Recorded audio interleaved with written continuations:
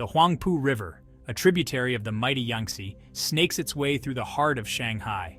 For centuries, this waterway has been the lifeblood of the city, a bustling artery of trade and commerce. But long before the skyscrapers and neon lights, before the roar of traffic and the hum of industry, Shanghai was a humble fishing village, its existence intimately tied to the ebb and flow of the tide. The early inhabitants of Shanghai were fishermen and farmers, eking out a living from the river and the fertile land surrounding it. The village was known as Huading, a name that evokes images of a sleepy backwater, far removed from the bustling metropolis it would one day become. Yet, even in these early days, Shanghai's strategic location at the mouth of the Yangtze hinted at its future significance. Life in early Shanghai was simple, governed by the rhythms of nature and the seasons. The villagers worshipped the river gods, offering sacrifices for bountiful catches and protection from storms. The pace of life was slow, and the outside world seemed a distant concern. But change was on the horizon, and the arrival of foreign traders in the 19th century would forever alter the destiny of this sleepy fishing village. The 19th century marked a significant turning point in China's relationship with the West, a period characterized by growing tension and conflict that would reshape the nation's future. At the heart of this escalating conflict lay opium, a highly addictive drug that British merchants were eager to sell to the vast Chinese market, seeing it as a lucrative opportunity. The Chinese government, recognizing the devastating social and economic consequences of widespread opium addiction, made concerted efforts to ban the trade and curb its harmful effects on society. However, these efforts were met with staunch resistance from the British, who were determined to protect their lucrative opium revenues and maintain their economic interests in the region. The First Opium War, which lasted from 1839 to 1842, erupted when British forces clashed with Chinese troops in Guangzhou, leading to a series of intense battles. The conflict, marked by a series of humiliating defeats for the Chinese, exposed the technological and tactical inferiority of the Qing dynasty's military forces compared to the British.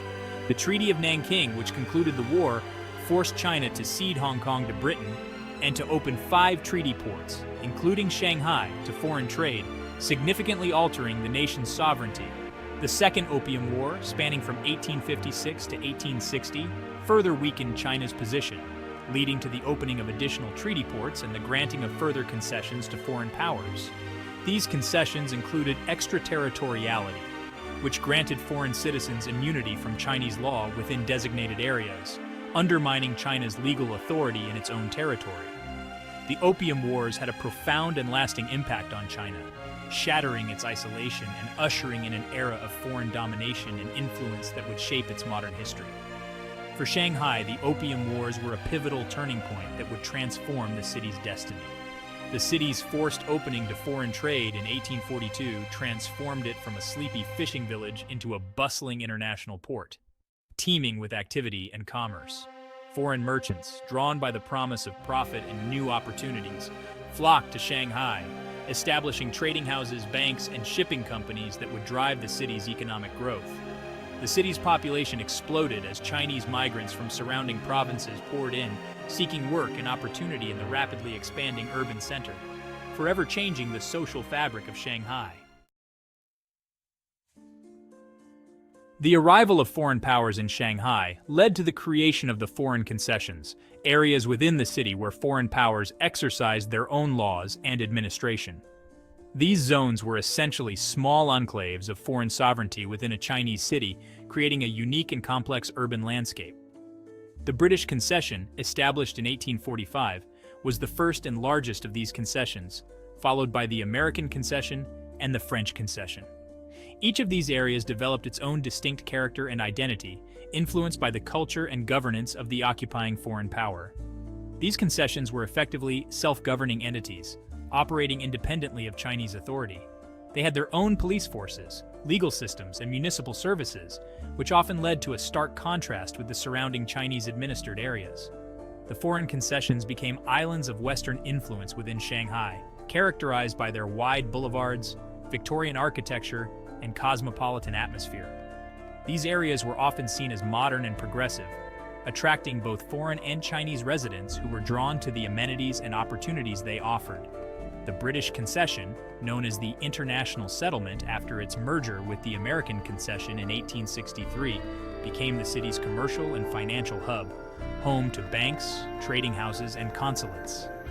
This area was the beating heart of Shanghai's economic activity, driving much of the city's growth and development. The French concession, with its tree-lined avenues and elegant cafes, developed a more cultural and residential character. It became a haven for artists, writers, and intellectuals, contributing to Shanghai's reputation as a vibrant and dynamic city.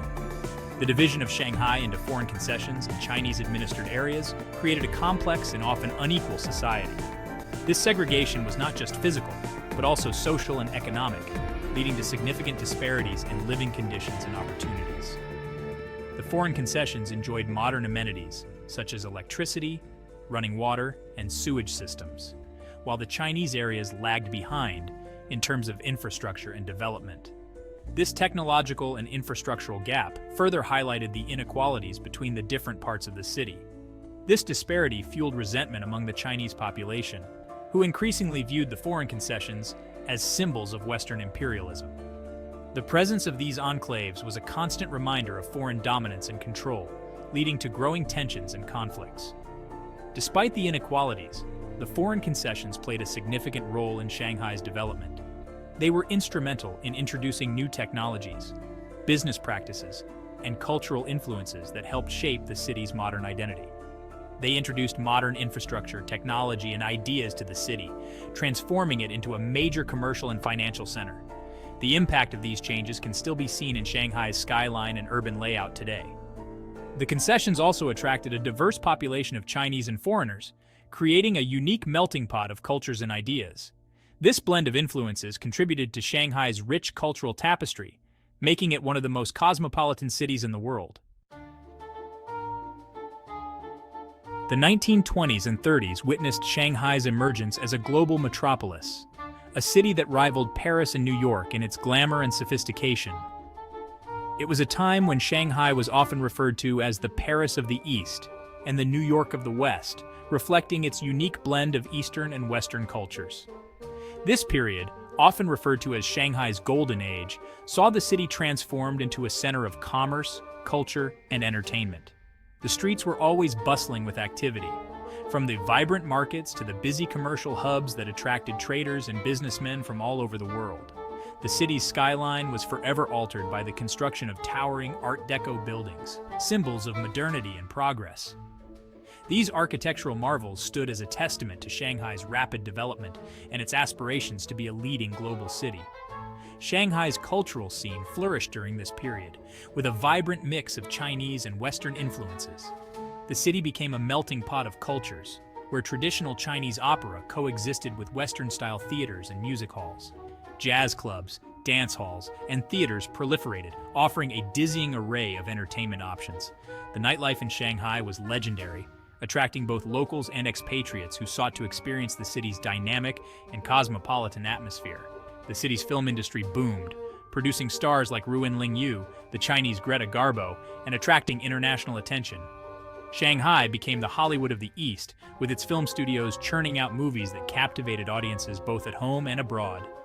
Shanghai's economic prosperity during this period was fueled by its role as a major financial and commercial hub. The city's banks and financial institutions played a crucial role in financing trade and industry, not just in Shanghai but throughout China.